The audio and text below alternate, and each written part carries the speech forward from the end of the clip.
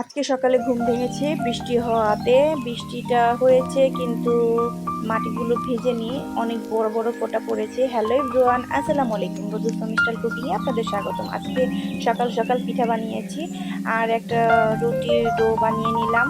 এখানে একটা নারকেল কুড়িয়ে নিয়েছি, নারকেলগুলো দিয়ে আমি একটা পুর বানিয়ে নিব।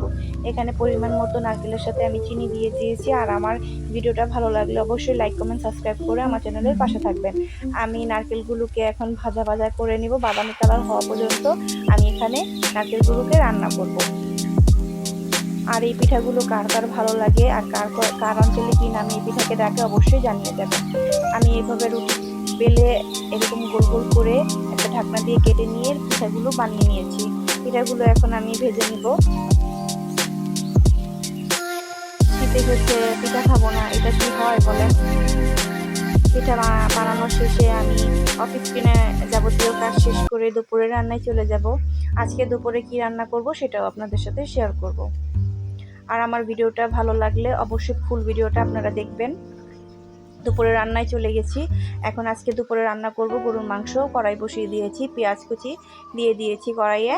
আর এই গরুর মাংসগুলো কালকে আমি ধুইয়ে কেটে নিয়েছিলাম, একটা বক্সে রেখে দিয়েছি, ভিজিয়ে রেখেছি।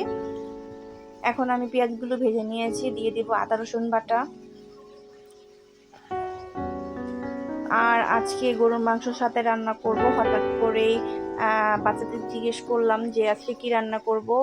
সবাই আমাকে বলে, আমার উপরে দায়িত্ব দিয়ে দেয় যে তুমি যা রান্না করো সেটাই রান্না করো। হাজবেন্ডকেও জিজ্ঞেস করলে একই বলে, বাচ্চারা জিজ্ঞেস করলে একই কথা বলে। যাই হোক, গরুর মাংস রান্না করেছি। আজকে একটু ভুনা খিচুড়ি রান্না করব পোলার চাল দিয়ে, সেটাই আপনাদের সাথে আজকে শেয়ার করব। আর আপনাদের সাথে যাই রান্না করি শেয়ার করতে ভালোই লাগে। এই কথা বলতে বলতে যাই হোক, আমি গরুর মাংসগুলো দিয়ে এখন ভালো করে নেড়েচেড়ে মিশিয়ে কষিয়ে নিব।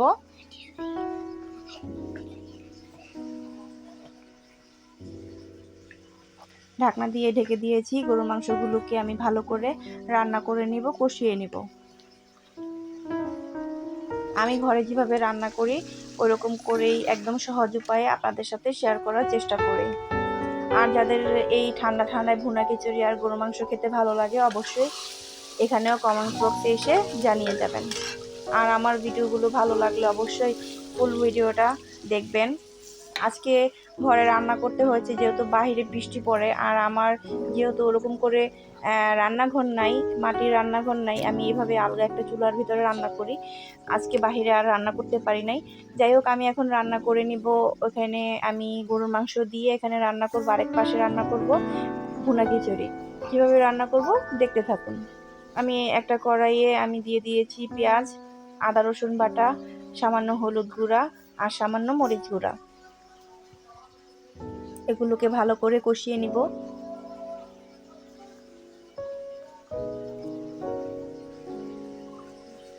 মুগ ডাল যেহেতু আগে থেকে আমি ধুয়ে রেখেছিলাম, এই মুগ ডালটা আমি আগে রান্না করে নিব, কারণ মুগ ডালটা একটু সিদ্ধ হতে সময় লাগে।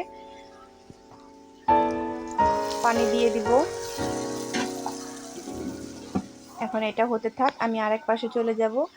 গরুর গোশতটা আপনার সিদ্ধ হতে থাকবে, এর ভিতরে আমি দিয়ে দিব কেটে রাখা আলুগুলো। নেড়ে চেড়ে দিচ্ছি। গরুর মাংসটা সিদ্ধ হতে সময় লাগে। আমার ভুনা খিচুড়ি হয়ে যাবে, কিন্তু আমার গরুর মাংসটাও হতে একটু সময় লাগবে। যাই হোক, এখানে দেখব যে মুগ ডালটা সিদ্ধ হয়েছে কিনা। মুগ ডালটা সিদ্ধ হয়ে গেছে। আমার আগে থেকে ধুয়ে রাখা পোলার চাল আর মুসুরি ডালটা আমি এখানে দিয়ে দিব।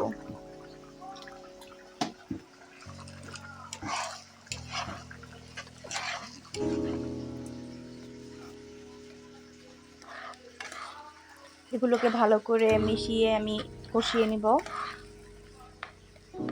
আসলে সব কিছু আমরা মনে করি, বিক্রমপুরের মানুষরা মনে করি যে সব কিছু কষানোর উপরে স্বাদটা জেগে ওঠে। তরকারির বলেন, যে কোনো কিছু রান্না করার সময় যদি ভালো করে না কষাই, এটা স্বাদ নাকি জেগে ওঠে না। যাই হোক, এখানে আমার কষানো হয়ে গেছে। আমি এখানে পরিমাণ মতো পানি দিয়ে দিব, আর দিয়ে দিলাম কিছু কাঁচামরিচ। এখন ঢেকে দিব। ঢেকে ঢাকনা উঠিয়ে দেখলাম যে বলক চলে এসেছে। এখন নেড়ে চেড়ে দিব, দেখবো যে লবণ ঠিক আছে কিনা। যদি লবণ লাগে তাহলে সামান্য লবণ দিয়ে দিব পরিমাণ মতো। আর এই সাইডে আমি আলুগুলো হয়তো বা সিদ্ধ হয়ে গেছে, এখন দিয়ে দিলাম জিরা গুঁড়ো। এগুলো রান্না হতে থাক। আর এই পাশে আমি রান্না প্রায় পানিটা শুকিয়ে গেছে, এখন আমি দমে দিয়ে দিব। আর কিছু জিরা গুঁড়া খিচুড়ির মধ্যে আমি দিয়ে দিলাম।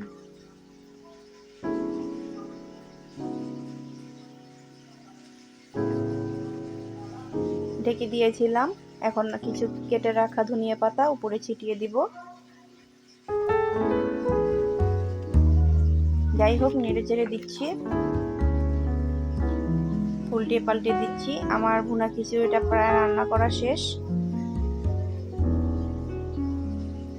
আর এখানে আবার আমি গরুর মাংস রান্নাতে চলে এসেছি। গরুর মাংসটাও প্রায় রান্না করা শেষ। আলুগুলো সিদ্ধ হয়েছে, মাংসগুলো সিদ্ধ হয়ে গেছে, তেলও উঠে এসেছে গরুর মাংস থেকে। এই যে দেখুন, দুপুরে আজকে ভুনা খিচুড়ি আর গরুর মাংস কার কার ভালো লাগে অবশ্যই জানিয়ে যাবেন। সত্যি অসাধারণ হয়েছে খেতে। সবাই ভালো থাকবেন। আল্লাহ হাফেজ।